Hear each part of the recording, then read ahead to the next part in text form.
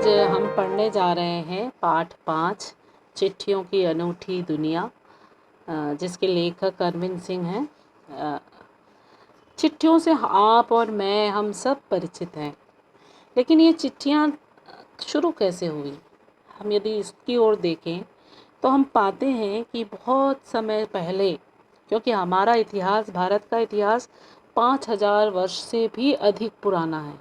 अभी तो हमने खोजा ही है 5000 वर्ष तक का।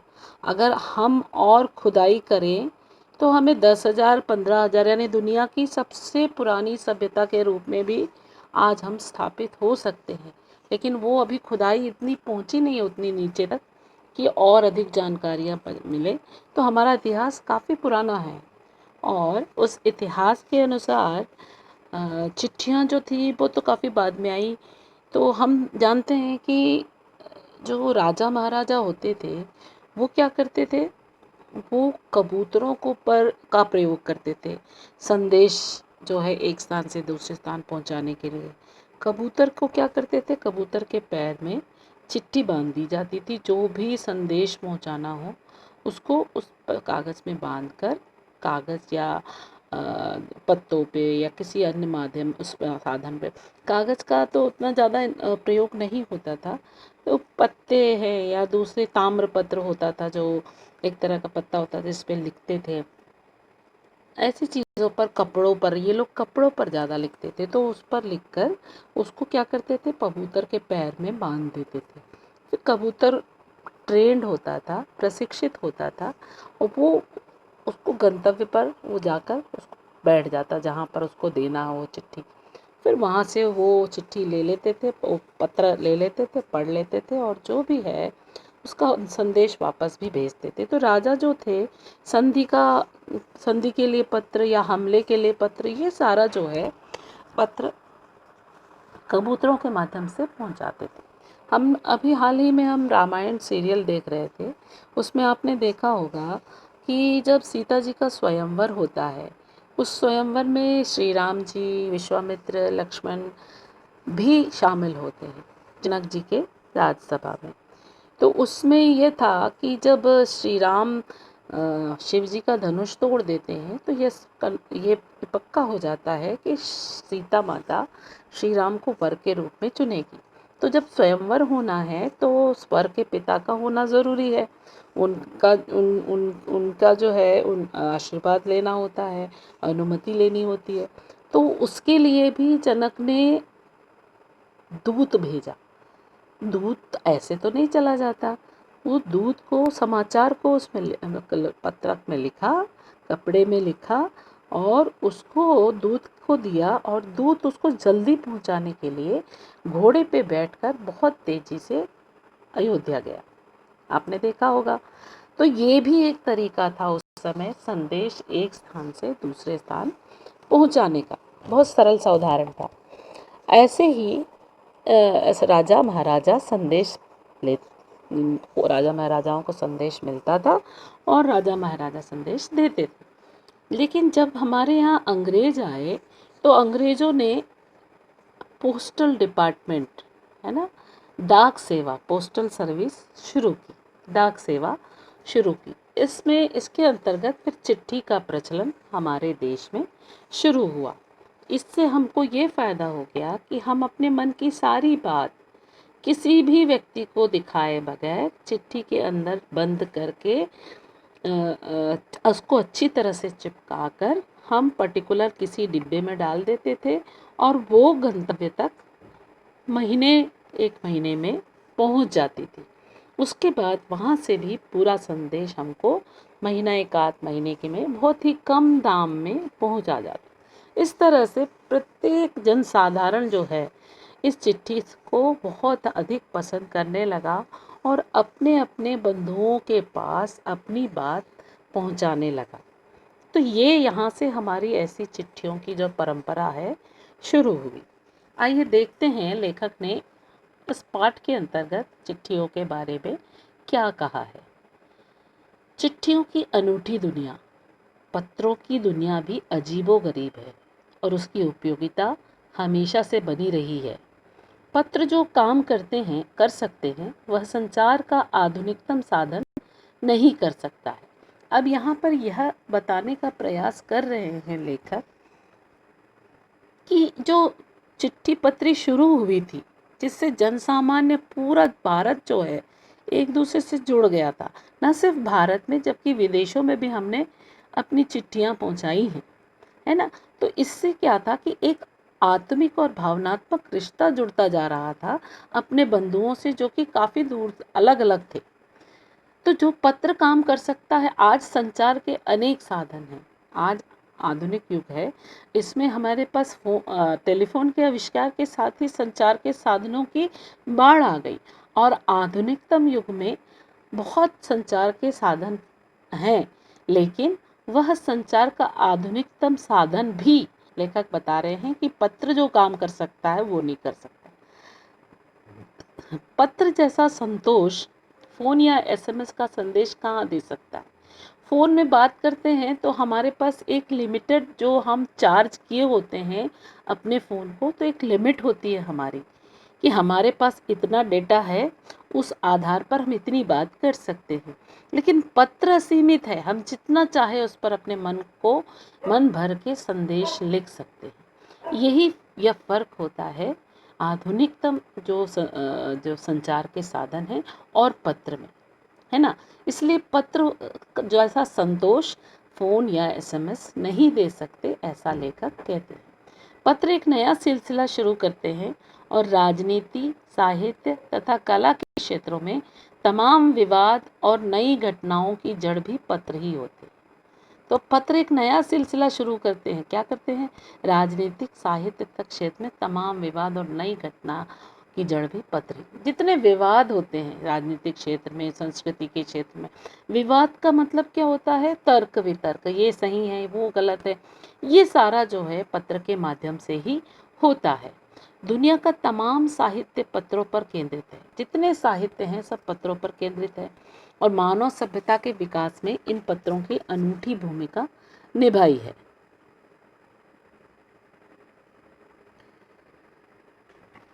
पत्रों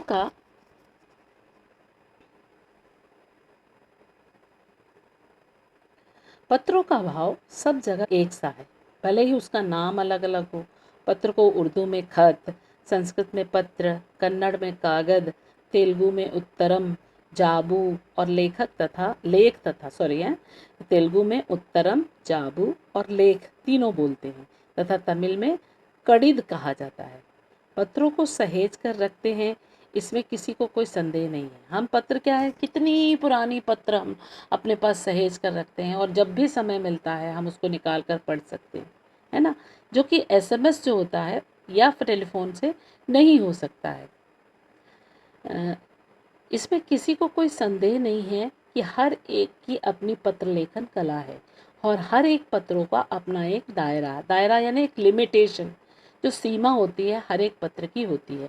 ऐसा नहीं है कि आप 1000 पन्ने का पत्र लिख रहे हैं, ऐसा नहीं होता है ना। तो हर पत्र की एक सीमा, एक दायरा होता है। दुनिया भर में रोज करोड़ों पत्र एक दूसरे को तलाशते तमाम ठिकानों तक पहुंचते हैं। भारत में रोज 4.5 करोड़ चिट्ठियाँ। अब ये देखिए बच्चों, ये बात कब की है, ये बहुत पहले की बात है, नई बात नहीं है, है ना। भारत में 4.5 करोड़ चिट्ठियाँ डाक में डाली जाती हैं, जो साबित करती हैं पत्र कितनी अहमियत रखते हैं। तो बहुत नई बात नहीं है, ना ही ऐसी बहुत पुरानी बात भी है। यानी एसएमएस वगैरह का जो है नए स्मार्टफोन का इन्वेंशन हो चुका था, यानी मुश्किल से 5 साल पहले की बात है। उस समय भी कहते हैं ऐसा लेखक कि 4 करोड़ चिट्ठियां डाक में डाली जाती थी, जिसका मतलब यह है कि आज भी हमारे लिए पत्रों का अहमियत यानी महत्व है। पंडित जवाहरलाल नेहरू ने सन 1953 में सही ही कहा था कि हजारों सालों तक संचार का साधन केवल हरकारे या फिर तेज घोड़े रहे हैं। हरकारे रनर्स यानी कि जो पहुंचाते हैं दूत, वो, या फिर तेज घोड़े, है ना। तो पंडित जवाहरलाल नेहरू ने कहा था कि 1953 में ये सही कहा था, ऐसा लेकर कहते हैं कि हमारे यहाँ ये घोड़े ही हमेशा ही संचार के हमारे साधन होंगे। उसके बाद आए पहिए। जब व्हील का इन्वेंशन हुआ, पहियों का इन्वेंशन हुआ, तो उस समय तो फिर परिवहन में चार चांद लग गए, क्योंकि पहिया ही परिवहन का माध्यम बना। और इस तरह से बैलगाड़ी, फिर घोड़ा गाड़ी, फिर दूसरी गाड़ियों का निर्माण हुआ। पर रेलवे और तार से भारी बदलाव आया। रेलवे के आ जाने से, वो भी अंग्रेजों की देन है कि रेलवे आ गया। रेलवे के आ जाने से डाक जो है, पहले जो होता था कि सड़क के माध्यम से और एक आध बस या ट्रक के माध्यम से पहुंचता था, तो उसमें भी टाइम लगता था, क्यों हर जगह सड़क की पूरी व्यवस्था नहीं होती थी। लेकिन जब ट्रेन की पटरियां ट्रेन की डाली गई, बिछाई गई, तो उससे क्या हुआ कि स्पीड आ गया काफ़ी। ट्रेन की बात ही अलग होती है। तो जो 1 महीने में पत्र पहुंचता था, वो 10 दिन में सिमट गया। यानी कि 10 दिन में पत्र यदि हम डाल दे, तो 10वें दिन, 15वें दिन पत्र हमको वापस उसका जवाब, यानी वहाँ तक पहुँच जाता था, और जवाब उसके 15 दिन बाद हमें मिल जाता था। तो रेल के से स्टार्ट होने से, और तार क्या है, टेलीग्राम से बहुत फर्क आया, तेजी आ गई, बदलाव आया। तार ने रेलों से भी तेज गति से संवाद पहुंचाने का सिलसिला शुरू किया। अब तार का यूज़ कैसे होता था कि बच्चे का जन्म हो गया, बेटी पैदा हुई है, ये 4 लाइन 4 शब्द यहाँ से टेलीग्राम के थ्रू टाइप कर दिया जाता था, तो वो दूसरी जगह वहाँ पर टाइप हो जाता था। तो वो जो डाकिया होता था, वो उतनी ही संदेश को लिख देता था, और जिस एड्रेस पे बोलना होता था वहाँ ले जाकर वो संदेश वहाँ डाल देता था या पहुँचा देता था। तो इस तरह से विदिन 1 to 3 days, जो 15 से 1.5 महीने लगते थे, वो टेलीग्राम यानी तार के माध्यम से 1 to 3 days के अंदर खबरें आने लगी। किसी की डेथ हो गई, वो भी विदिन 1 or 2 days व्यक्ति को मिल जाता था। तो ये टेलीग्राम ने तो बिल्कुल सब कुछ बदल दिया था, यानी तार, है ना। गति से संवाद रेलों से भी तेज गति से संवाद पहुंचने का सिलसिला शुरू किया। अब टेलीफोन, वायरलेस और आगे रेडार दुनिया बदल रहा है, यानी अब दुनिया और अधिक तेज हो रही है ना। उसके बाद पिछली शताब्दी में पत्र लेखन ने एक कला का रूप ले लिया है।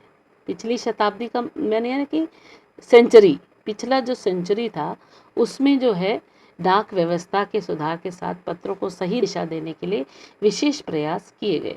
पत्र संस्कृति विकसित करने के लिए स्कूली पाठ्यक्रम में पत्र लेखन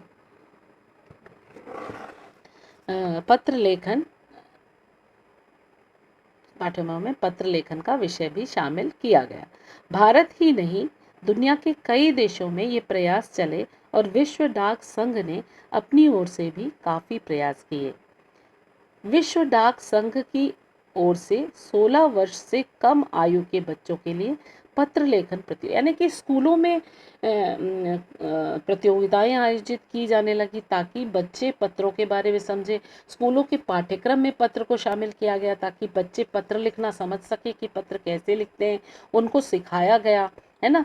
फिर और विश्व मंच पर भी 16 वर्ष से कम आयु वर्ग के बच्चों के लिए पत्र लेखन प्रतियोगिता आयोजित करने का सिलसिला 1972 से ही शुरू किया गया।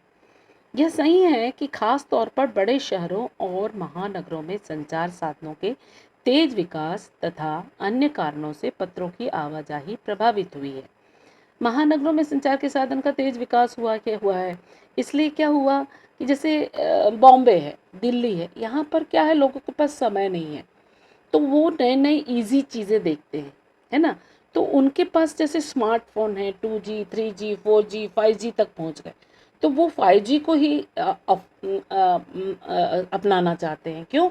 क्योंकि उनको लगता है कि जितनी जल्दी काम हो जाए उतना अच्छा, है ना। जबकि हम छोटे शहरों के हैं, हम 2G 3G, अभी तक 4G में पहुँचे ही बड़ी बात है, पहचान हो ही रही है ना।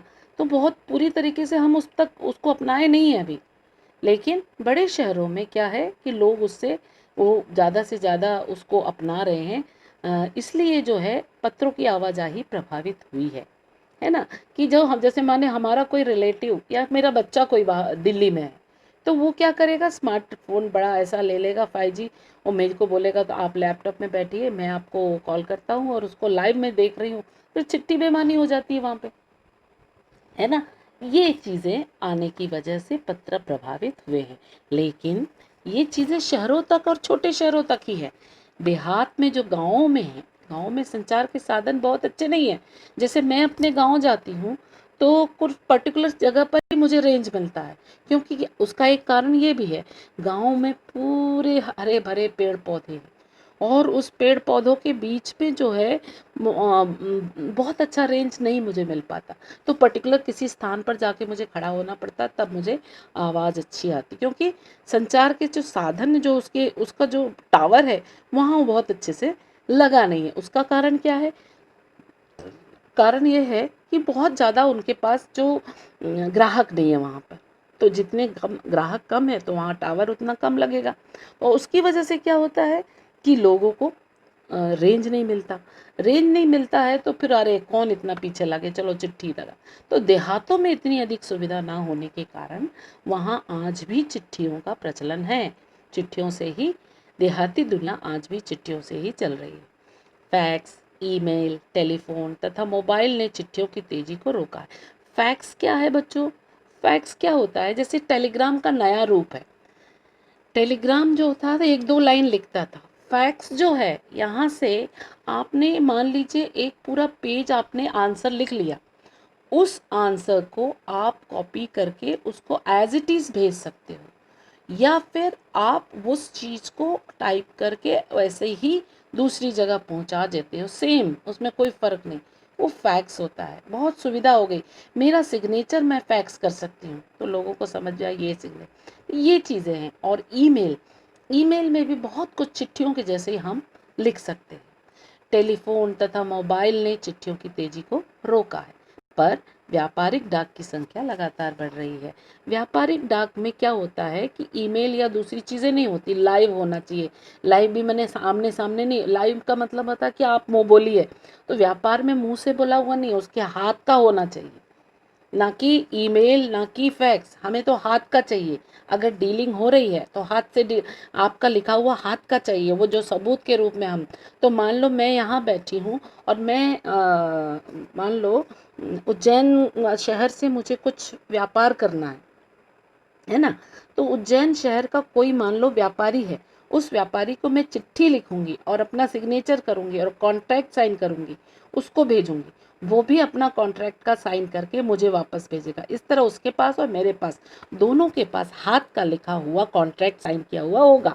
अब मैं यहाँ से मान लो गेहूँ भेज रही हूँ, वो वहाँ से मुझे मान लो दाल भेज रहा है, तो वो दोनों कॉन्ट्रैक्ट साइन हुआ है, और उस आधार पर मेरे पास कॉन्ट्रैक्ट उस साइन किया हुआ है कि आप इतना गेहूँ मुझे भेजेंगे तो मैं आपको इतना दाल भेजूंगी, और उसके पास लिखा हुआ है कि आप उतना गेहूँ भेजोगे तो मैं इतना दाल, यानी कि सबूत है, उसको नकारा नहीं जा सकता है। तो आज भी इस तरह व्यापार में व्यापारिक डाक की व्यापार में चिट्ठियों का प्रयोग हो रहा है, और व्यापारिक डाक की संख्या लगातार बढ़ रही है। तो ये व्यापारिक डाक है। इसके बाद जहाँ तक पत्रों का सवाल है, अगर आप बारीकी से उसकी तह में जाएं तो आपको ऐसा कोई नहीं मिलेगा जिसने कभी किसी को पत्र ना लिखा हो या ना लिखाया हो। यानी कि आपको कोई ऐसा व्यक्ति नहीं मिलेगा कि जीवन में एक बार भी पत्र ना लिखवाया हो, ना लिखा हो। बच्चे मान लो आप हैं, आप कहेंगे हमने तो किसी को नहीं लिखा, लेकिन वो भी गलत है।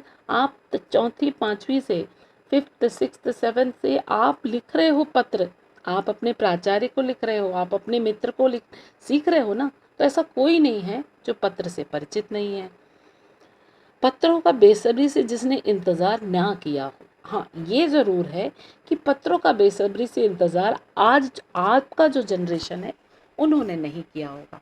मेरी जनरेशन में मैंने बहुत पत्रों का इंतज़ार किया है, क्योंकि मेरा भाई बाहर पढ़ता था, तो मैं हमेशा इंतज़ार करती थी कि वो चिट्ठी जो उसको भेजेगा तो क्या लिखा, उसका हॉस्टल लाइफ कैसा है, ये मुझे पढ़ना होता था। तो मैं उस चिट्ठी का इंतज़ार करती थी।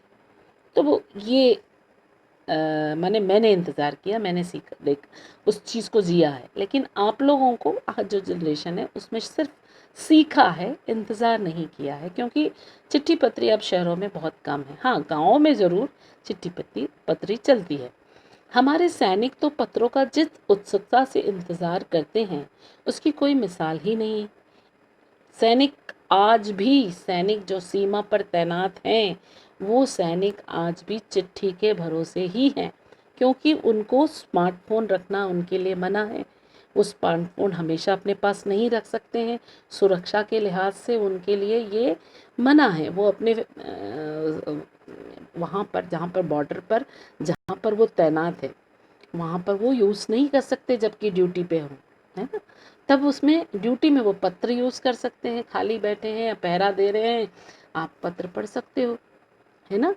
तो वो पत्र का इंतज़ार करते हैं और बहुत मन लगाकर बैठकर अपने घर वालों की बातें वो पढ़ते हैं, कौन क्या कर रहा है, बेटी ने क्या किया, बेटे ने क्या किया, माँ को तकलीफ़ थी तो कैसे ले गए, पिताजी आजकल क्या कर, सारी चीज़ें वो दिल लगाकर बहुत प्रेम से, और आंसू भी बहते थे अपने अपनों की वो चिट्ठी। आज भी हमारे सैनिक चिट्ठी का इंतज़ार बहुत करते हैं। उसकी कोई मिसाल ही नहीं है। उसका मैं उदाहरण, मिसाल यानी उदाहरण, एक दौर था जब लोग पत्रों का महीनों इंतज़ार करते थे, पर अब वह बात नहीं है। पहले तो बहुत मैंने कहा ना, संचार के साधन काफ़ी सीमित थे, तो नहीं, लोग बहुत महीनों महीनों इंतज़ार करते थे। लेकिन अब ऐसी बात नहीं है। परिवहन के साधनों के विकास ने दूरी बहुत घटा दी है। पहले लोगों के लिए संचार का इकलौता साधन चिट्ठी ही थी, पर आज और भी साधन विकसित हो चुके हैं। आज देश में ऐसे लोगों की कमी नहीं है जो अपने पुरखों की चिट्ठियों को सहेज और संजो कर विरासत के रूप में रखे हुए हैं, या फिर बड़े बड़े लेखक, पत्रकारों, उद्यमी, कवि, प्रशासक, सन्यासी या किसान, इनकी पत्र रचनाएं अपने आप में अनुसंधान का विषय है। अब देखिए, आज ऐसे लोगों की कमी नहीं है जो अपने पुरखे पुरखे यानी हमारे पूर्वज, पूर्वज यानी हमारे बड़े, है ना? तो उनकी जो चिट्ठियां हैं, कई लोग संभाल कर रखे। जैसे मेरे जेठ जी जो है, उनकी जो चिट्ठी आती थी, वो लिखावट उनकी इतनी अच्छी थी, हैंड राइटिंग इतनी मस्त थी, गोल गोल मोती की जैसे वो लिखते थे। तो वो एक उदाहरण के रूप में मैंने उसको हमेशा संजो कर रखा। तो उनसे सीखने को भी बहुत कुछ मिलता, भाषा, लहजा, लिखने का तरीका, वो बहुत कुछ सीखने को मिलता। तो ऐसे बहुत लोग हैं जो उन सारी चिट्ठियों को संजोकर संभाल कर रखते हैं, है ना? या फिर बड़े बड़े लेखक ने कुछ चिट्ठी पत्री की हो तो उसको रखते हैं। उद्यमी जो उद्योग धंधे चलाते हैं, बड़े बड़े बिजनेसमैन, जैसे अपने रतन टाटा है, बजाज के हैं, ये आगे पढ़े, तमाम महान हस्तियों की तो सबसे बड़ी यादगार या धरोहर उनके द्वारा लिखे गए पत्र ही हैं। भारत में इस श्रेणी में राष्ट्रपिता महात्मा गांधी को सबसे आगे रखा जा सकता है। दुनिया के तमाम संग्रहालय जानी मानी हस्तियों के पत्रों का अनूठा संकलन भी है। तमाम पत्र देश, काल और समाज को जानने समझने का असली पैमाना है। मैंने पत्रों के माध्यम से, जो पुराने पत्र हैं, जैसे मान लीजिए अमेरिका है, उन उसके जो 100 साल पहले जो पत्र उसके थे, उन पत्रों को पढ़कर भी हम अमेरिका के तत्कालीन समाज के संबंध में पढ़ सकते हैं, समझ सकते हैं। जैसे चार्ली चैपलिन थी, चार्ली चैपलिन का क्या था बैकग्राउंड, वो कैसे थे, वो उनकी फिल्मों के माध्यम से और दूसरी साधनों से हमको पता चला कि वो एक साधारण व्यक्ति थे, बहुत ही साधारण व्यक्ति थे, और बहुत ही ज़मीनी क्षेत्र से उठकर वो इतने बड़े कलाकार बने। तो इस तरह के जो इन्फॉर्मेशन है, सूचनाएं हैं, हमें पत्रों के माध्यम से ही पता चलता है। भारत में आज़ादी के पहले महासंग्राम के दिनों में जो कुछ अंग्रेज अफसरों ने अपने परिवारजनों को पत्र में लिखे, वे आगे चलकर बहुत महत्व की पुस्तक तक बन गए। इन पत्रों ने साबित किया कि यह संग्राम कितनी जमीनी मजबूती लिए हुए था। महात्मा गांधी के पास दुनिया भर से तमाम पत्र केवल महात्मा गांधी इंडिया लिखे आते थे, और वे जहां भी रहते थे वहां तक पहुंच जाते थे। आज़ादी के आंदोलन की कई अन्य दिग्गज हस्तियों के साथ भी ऐसा ही हुआ था। गांधी जी के पास देश दुनिया से सब बड़ी संख्या में पत्र पहुंचते थे, पर पत्रों का जवाब देने के मामले में उनका कोई जोर नहीं था। कहा जाता है कि जैसे ही उन्हें पत्र मिलता था, उसी समय वे उसका जवाब भी लिख देते थे। अपने हाथों से ज़्यादातर पत्रों का जवाब देते थे। जब लिखते लिखते उनका दाहिना हाथ दर्द करने लगता था तो वे बाएं हाथ से लिखने में जुट जाते थे। महात्मा गांधी ही नहीं, आंदोलन के तमाम नायकों के पत्र गांव-गांव में मिल जाते हैं। पत्र भेजने वाले लोग उन पत्रों को किसी प्रशस्ति पत्र से कम नहीं मानते हैं और कई लोग ने तो उन पत्रों को फ्रेम कराकर रख लिया है। यह है पत्रों का जादू। यही नहीं, पत्रों के आधार पर ही कई भाषाओं में जाने कितनी किताबें लिखी जा चुकी हैं। यानी पत्र बड़ा महत्वपूर्ण काम हमारे पूर्वजों के क्रियाकलापों को जानने में, उनके व्यवहार को जानने में और उनके नियम कायदों और उनके संस्कारों को जानने में बड़ा महत्व देता है, महत्वपूर्ण है और इससे हम सीख सकते हैं। वास्तव में पत्र किसी दस्तावेज से कम नहीं। दस्तावेज यानी कि लेखा जोखा, जो कुछ भी उस समय का, उस काल का, उस व्यक्ति विशेष के व्यवहार का लेखा जोखा यानी कि दस्तावेज से कम नहीं है। पंत के 200 पत्र बच्चन के नाम और निराला के पत्र हमको लिखे है कहा तथा पत्रों के आईने में दयानंद सरस्वती समेत कई पुस्तकें आपको मिल जाएंगी। पत्र के 200 पत्र। पंत सुमित्रानंदन पंत प्रकृति के सुकुमार कवि सुमित्रानंदन पंत जो है महान कवि है, छायावादी स्तंभ कहलाते हैं। वो सुमित्रानंदन पंत के 200 पत्र हरिवंश राय बच्चन के नाम से और निराला के पत्र हमको लिखियो तत्कहा तथा निराला का जो पत्र है हमको लिखियो है, हमको लिखा है ऐसा कहकर, और पत्रों के आईने में दयानंद सरस्वती यानी कि अलग अलग पत्रों में के माध्यम से दयानंद सरस्वती को जो लोगों ने पत्र लिखे या दयानंद सरस्वती ने लोगों को जो पत्र लिखा, उस आधार पर दयानंद सरस्वती का जो व्यक्तित्व है उस पर एक किताब लिखी जा चुकी है। मतलब वो पत्र लिखते थे तो वो आईना था उनके व्यक्तित्व का। वो क्या सोचते थे, वो कैसे विचार करते थे, उनकी सोच किसी पर्टिकुलर विषय में क्या थी, उनकी सोच समाज में, ये सब रिफ्लेक्ट होता था, है ना, पत्र में। तो उसके आधार पर दयानंद सरस्वती की जो व्यक्तित्व की कहानियां नाम के मतलब एक पुस्तक में सहेजा गया था। इस तरह से पत्र बड़े महत्वपूर्ण होते हैं। कहा जाता है कि प्रेमचंद खास तौर पर नए लेखकों को बहुत प्रेरक जवाब देते थे तथा पत्रों के जवाब पे वे बहुत मुस्तैद रहते, बड़े बड़े तत्पर होते थे। यानी उनको कोई एक पत्र आया वो तुरंत उसको जवाब देते थे।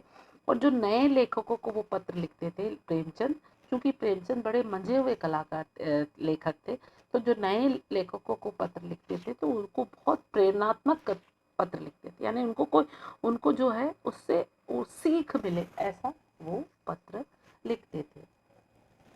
इसी प्रकार नेहरू और गांधी के लिखे हुए रविन्द्रनाथ टैगोर के पत्र भी बहुत प्रेरक हैं। महात्मा और कवि के नाम से महात्मा गांधी और रविन्द्रनाथ टैगोर के बीच सन 1915 से 1941 के बीच के पत्राचार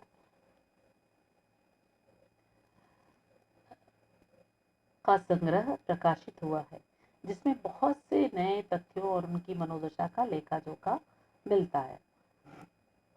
महात्मा गांधी और रविन्द्रनाथ टैगोर के बीच जो पत्र व्यवहार हुआ था उसके बारे में भी, उन दोनों के व्यक्तित्व से इसकी पहचान इसके माध्यम से हो सकती है और किया भी है हमने। पत्र व्यवहार की परंपरा भारत में बहुत पुरानी है, पर इसका असली विकास आज़ादी के बाद ही हुआ है। तमाम सरकारी विभागों की तुलना में सबसे ज़्यादा गुडविल डाक विभाग, गुडविल यानी अच्छा जो है, अच्छे विचार, किसी के प्रति कोई अच्छा विचार, है ना, गुडविल की ही है। इसकी एक खास वजह यह भी है कि लोगों को जोड़ने का काम करता है। पत्र लोगों को जोड़ने का काम करता है ना, कि परिवार और व्यक्ति के बीच एक सेतु बन जाता है। पत्र परिवार से कटा हुआ नहीं रहता, व्यक्ति उसके साथ जुड़ा रहता है, तो ये पत्र ही एक सेतु का काम करता है। सेतु यानी पुल। घर घर तक इसकी पहुंच है। संचार के तमाम उन्नत साधनों के बाद भी चिट्ठी पत्र की हैसियत बरकरार है। शहरी इलाकों में आलीशान हवेलियां हों या फिर झोपड़पट्टियों में रह रहे लोग, दुर्गम जंगल से घिरे गांव हों या फिर बर्फबारी के बीच जी रहे पहाड़ों के लोग, समुद्र तट पर रह रहे मछुआरे हों या फिर रेगिस्तान की ढाणियों में रह रहे लोग, यानी हर किसी से कनेक्टेड है पत्र, हर किसी से संबंधित है पत्र, हर किसी के साथ रिश्ता है पत्र का। कि कौन कौन है ये, जो देखो शहरी इलाकों में आलीशान हवेलियां हों, है ना, या फिर झोपड़पट्टियों में रह रहे लोग हों, दुर्गम जंगल से घिरे गांव, दुर्गम जंगल में वो सुदूर बस्तर जहाँ पर जमीन पर इतने घने जंगल हैं कि जमीन पर सूर्य का प्रकाश नहीं पड़ता, वहां पर भी जो रह रहे हैं लोग घने जंगलों में, वहां तक भी पत्र पहुंच रहे हैं। या फिर बर्फबारी, अभी हमारा जो इंडिया चाइना बॉर्डर है, देखिए इतना वहां पर इतने 14,000 किलोमीटर ऊंचा है, 14 है ना मीटर ऊंचा है, उस जगह पर जो है हमारे सैनिक है, जहाँ पर ऑक्सीजन भी कम है, बर्फ ही बर्फ है, वहां तक भी पत्र पहुंच रहे हैं, है ना। पहाड़ों के लोगों तक, समुद्र तट पर रह रहे मछुआरे जो बिल्कुल किनारे समुद्र कोस्टल इलाके में रहते हैं, वहाँ मछुआरे हैं उन तक। रेगिस्तान की ढाणियाँ, इतना लंबा चौड़ा रेगिस्तान, वहाँ पर रेगिस्तान में कहीं कहीं पर घर बनाकर बीच में जो ढाणियाँ जिसको कहते हैं लोग रह रहे हैं, वहाँ तक आज भी खतों का ही सबसे अधिक बेसब्री से इंतजार होता है। एक दो नहीं, करोड़ों लोग खतों और अन्य सेवाओं के लिए रोज भारतीय डाकघरों के दरवाजों तक पहुंचते हैं, और इसकी बहुआयामी अनेक तरह से, यानी बहुआयामी अनेक तरह की, अनेक रूपों में, बहुआयामी अनेक रूपों में जो भूमिका उसकी नजर आती है। दूर देहात में लाखों गरीब घरों में चूल्हे मनी ऑर्डर अर्थव्यवस्था से ही चलते हैं। चूल्हे मनी ऑर्डर अर्थव्यवस्था यानी कि कोई पर्टिकुलर व्यक्ति जो है, मान लीजिए वह जबलपुर में काम कर रहा है और वहाँ से वो मनी ऑर्डर के थ्रू पैसे भेज रहा है, और वो पैसे आने पर ही किसी दूर गांव में जो जीवन है चल पा रहा है। तो ये मनी ऑर्डर अर्थव्यवस्था है। गाँव या गरीब बस्तियों में चिट्ठी या मनी ऑर्डर लेकर पहुंचने वाला डाकिया देवदूत के रूप में देखा जाता है। तो इस तरह से ये हो गया हमारा अरविंद कुमार सिंह द्वारा रचित चिट्ठियों का अनोखा संसार, है ना। अनोखा संसार ही है जिसमें लेखक ने सब कुछ। आज चिट्ठियों की अनूठी दुनिया के अब प्रश्नोत्तर हम कर लेते हैं। पहला प्रश्न इसमें है, पत्र जैसा संतोष फोन या एसएमएस संदेश क्यों नहीं दे पाता। तो इसका ये है कि पत्र जैसा संतोष यानी कि वो फीलिंग क्यों नहीं दे पाता, जैसा पत्र फीलिंग देता है वैसे फ़ोन या एसएमएस वैसी फीलिंग क्यों नहीं दे पाते। तो उसका कारण यह है कि पत्र जो है वो, उसमें क्या है कि पूरी जानकारी, पूरी भावना उसमें रहती है, उसको पढ़कर हम समझ पाते हैं। लेकिन जो एसएमएस या फ़ोन होता है, वो संदेश क्षणिक का होता है कि जल्दी से आपने को संदेश दे दिया जाए और बस। तो एसएमएस का मतलब ही होता है लघु संदेश। तो लघु संदेश का मतलब ये है कि थोड़ा सा कुछ संदेश दे दिया, हो गया। लेकिन पत्र में ऐसा नहीं होता।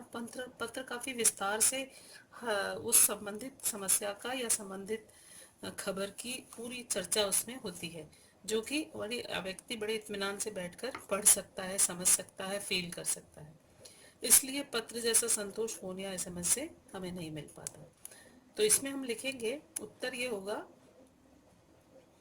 कि पत्र जैसा संतोष फ़ोन या एसएमएस संदेश इसलिए नहीं दे सकता क्योंकि फ़ोन अथवा एसएमएस क्षणिक अथवा संक्षिप्त संदेश दे सकते हैं, किंतु पत्र में हम अपनी पूरी भावना व्यक्त कर सकते हैं। पत्र को वर्षों तक संजोया जा सकता है। ऐसे ही पत्रों के कारण हमें कई महापुरुषों से अनेक प्रेरणाएं मिली हैं और हम अपने घर, समाज और देश को संवार सके हैं।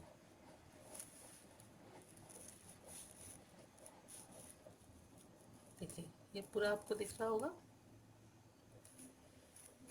इसके बाद दूसरा प्रश्न देखिए, दूसरा प्रश्न क्या है। देखिए, दूसरा प्रश्न है, पत्र को रक्त, कागज, उत्तरम, जाबू, लेख, कड़िद, पाती, चिट्ठी इत्यादि कहा जाता है। इन शब्दों से संबंधित भाषाओं के नाम बताइए। तो ये तो अपने किताब में है, लेकिन फिर भी मैंने इसको लिख दिया है कि खत उर्दू वाला है, कागज उर्दू, देखिए रेफ है यहाँ पे, उर्दू। कागज कन्नड़ में बोलते हैं। उत्तरम जाबू लेख तेलुगु का है, तेलुगु भाषा का है। पाती और चिट्ठी हिंदी भाषा की है, और पत्र संस्कृत भाषा। इस तरह से विभिन्न भाषाओं में चिट्ठी को ये कहा जाता है। इसके बाद अगला प्रश्न आता है, प्रश्न तीसरा। प्रश्न तीसरा है, पत्र लेखन की कला विकास के लिए क्या क्या प्रयास हुए हैं, उसको लिखना है। लिखिए। तो पत्र लेखन की कला विकास के लिए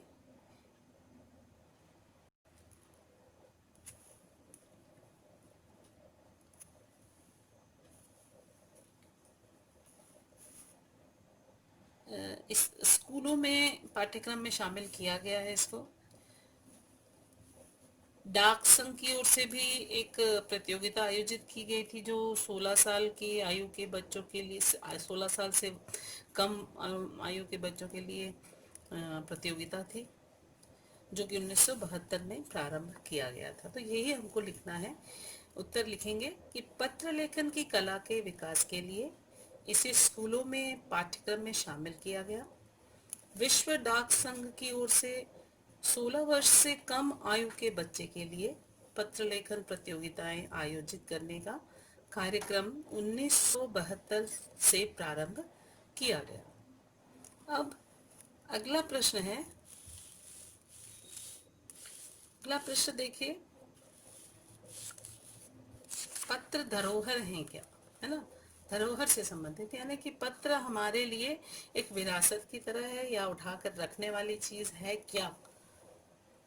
तो ये है प्रश्न कि पत्र धरोहर हो सकते हैं, लेकिन एसएमएस क्यों नहीं।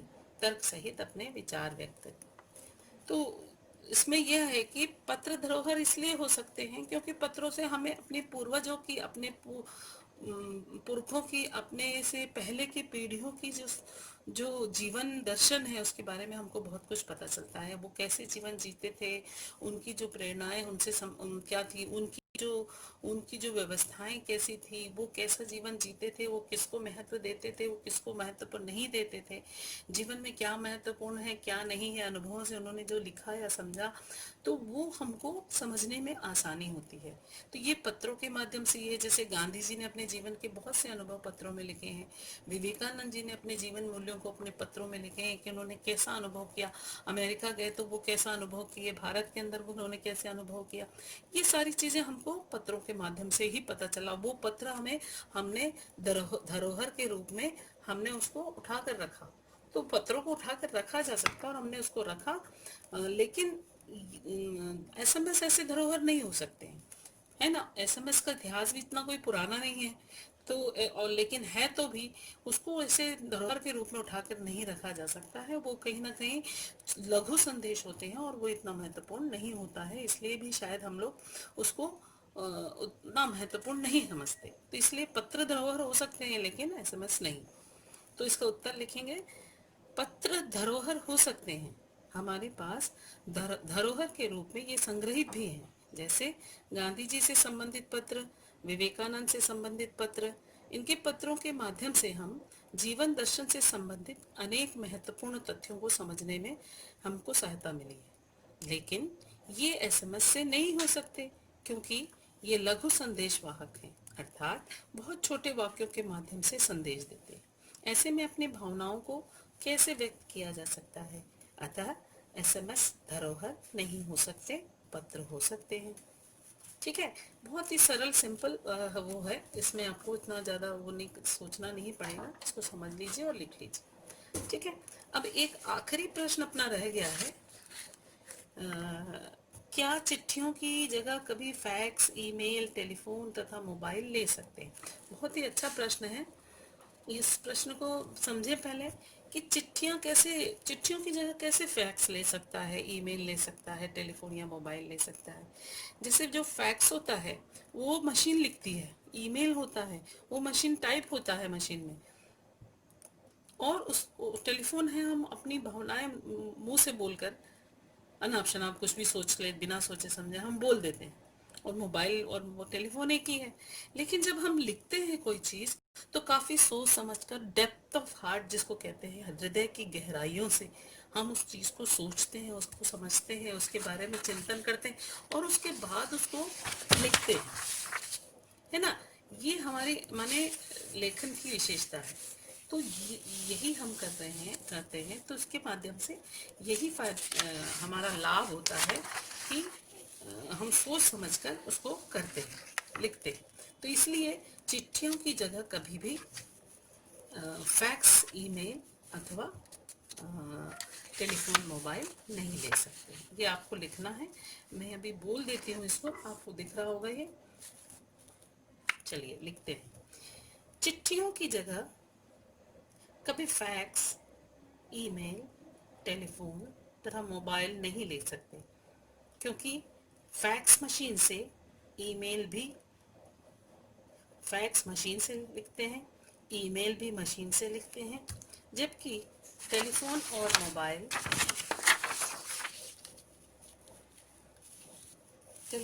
मोबाइल से हम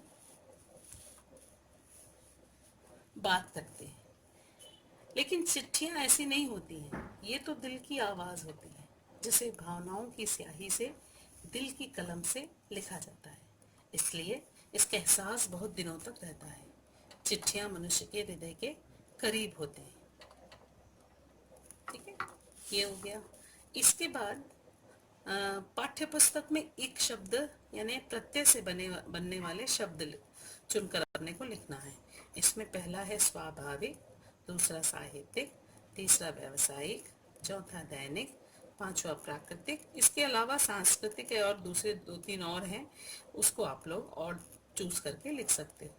ठीक है, तो ये कंप्लीट अपना ये हो गया पाठ।